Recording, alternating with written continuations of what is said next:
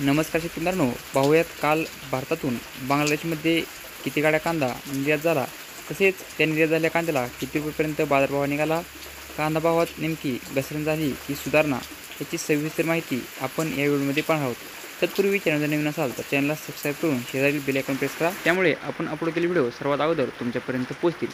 तर काल घोजीदंगा बॉर्डर इथून टोटल 12 गाड्या कांदा हा एक्सपोर्ट झाला. तसेच मेहदीपूर बॉर्डर इथून टोटल 23 गाड्या कांदा हा एक्सपोर्ट झाला आहे. तर हिरी बॉर्डर इथून टोटल 7 गाड्या कांदा हा एक्सपोर्ट झाला आहे. तर 3 ठिकाणच्या मिळून टोटल 42 गाड्या कांदा हा काल बांगलादेश बॉर्डरवर एक्सपोर्ट झाला आहे. तर बाजारभावाचा विचार केला असता काल मध्य प्रदेशातून कांद्याला 84 ते 89 बिडी टाका म्हणजेच 60 ते 63 रुपयेपर्यंत बाजारभाव काल निघाले आहेत.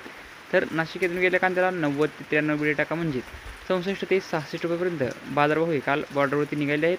तसेच नगर येथून गेलेल्या कांद्याला 91 ते 92 बिडी टाका म्हणजेच 65 ते 66 रुपयेपर्यंत बाजारभाव काल नगरच्या कांद्याला बॉर्डरवरती निघाले आहेत. तसेच बेंगळूर येथून गेलेल्या कांद्याला 93 बिडी टाका म्हणजेच 66 रुपयेपर्यंत बाजारभाव काल बॉर्डरवरती निघाले आहेत.